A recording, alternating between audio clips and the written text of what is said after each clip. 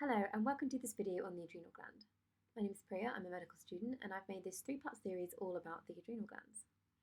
So these three videos will hopefully give you a basic overview of the adrenals, which can be used as a starting point for learning or as a revision tool. So this first video will be about the basic anatomy of the adrenal glands. We'll then move on to looking at the physiology, including the adrenal pituitary axis in the second video, and then lastly we'll take a look at a clinical case to help put everything we've learned into context.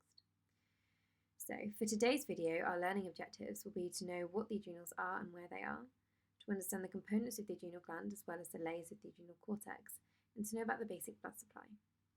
So, what are they? So here we've got a very basic and simplistic diagram of the adrenals and the kidneys. So if we're looking at them from an anterior point of view, we've got the right and left side here. So in terms of what they are paired endocrine glands, and that means they secrete hormones directly into the circulation. And we'll talk more about what those hormones are later on in the video and in more detail about what they do in the second video, but just know they're really important. So the adrenals sit just above the kidneys, hence the name adrenal or suprarenal gland, and the hilum of the kidney is actually located at L1, the vertebral level.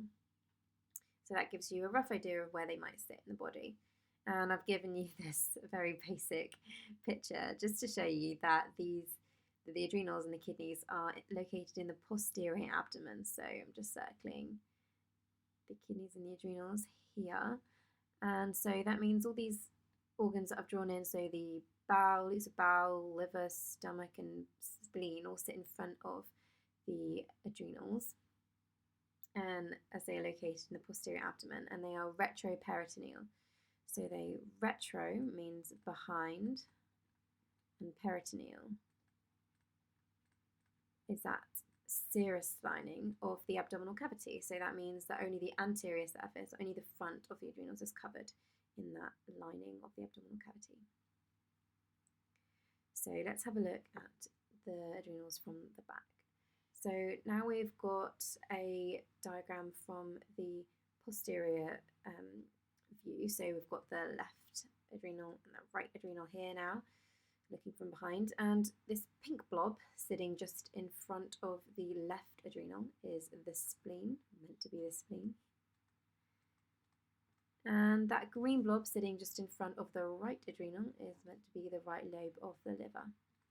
And we can see also these two main blood vessels, which are the abdominal aorta and the inferior vena cava. And we'll talk more about those when we look at the blood supply. But this illustration, although definitely exaggerated and not to scale, you can see that the right adrenal is a little bit more pyramidal in shape compared to the left adrenal. So let's have a look at the components of the adrenal now. So the adrenals consist of four main components. You've got an outer connective tissue layer, a fibrous capsule which helps to adhere the adrenal to the kidney, and then we've got the cortex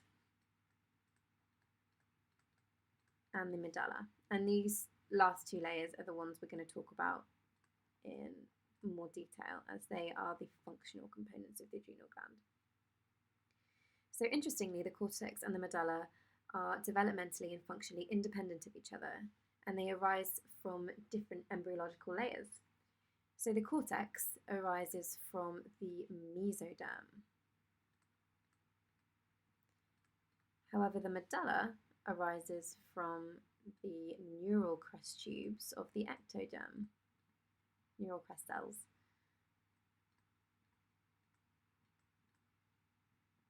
And that gives us a little bit of an indication of the medulla's function and kind of explains things that we'll talk about in the second video. So let's have a look at the layers of the cortex. So I've just coloured in three different layers of the cortex. So there are three layers of the cortex, and they all start with the word zona. So this outermost layer here in green is called the zona glomerulosa.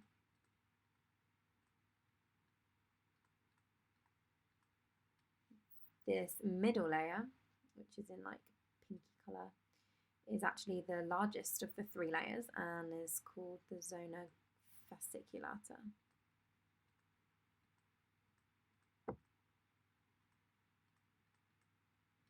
And the innermost layer over here is the zona reticularis.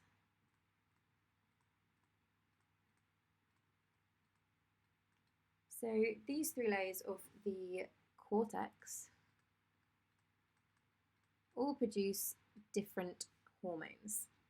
So the glomerulosa produces mineralocorticoids, the zona fasciculata secretes glucocorticoids, and the zona reticularis secretes androgens. But we'll talk more about this in detail in the second video. A mnemonic to remember the layers is GFR. You might have heard of this as glomerular filtration rate, and it's also a nice way to remember the layers of the cortex from the outside in. So the medulla in the middle contains chromaffin cells.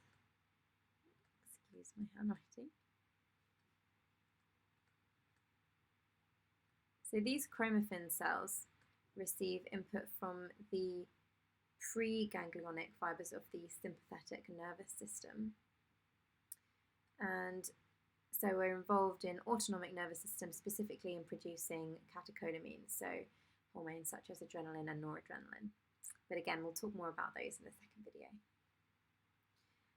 So let's just quickly look at the blood supply. So the adrenal glands have a quite rich blood supply and have one of the highest rates of blood flow in the body actually. And they are supplied by three main arteries. They're called the superior, middle and inferior. So I'll just label those and the arteries from which they arise from. So here we've got the superior adrenal artery. That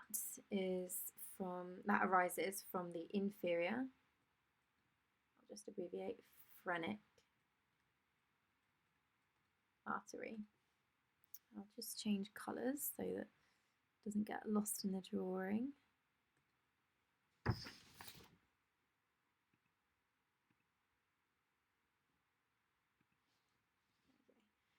We've got this middle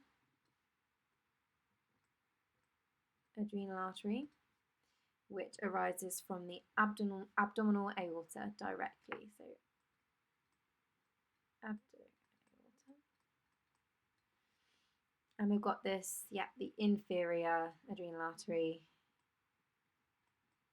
And you can see that's arising from the renal artery.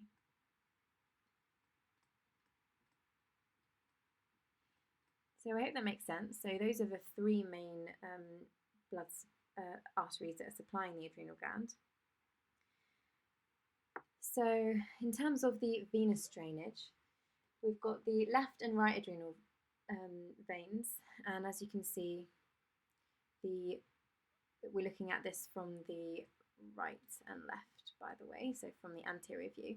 And the right adrenal vein drains directly into the inferior vena cava, whereas the left adrenal vein drains into the renal vein and then into the inferior vena cava. Great, okay, I hope that made sense. Now let's just do a quick recap of our learning objectives. So what are they? We know that the adrenals are paired endocrine glands, which secrete lots of important stuff, and we'll talk about those later on. So where are they? They sit just above the kidneys in the posterior abdomen, and we talked about that.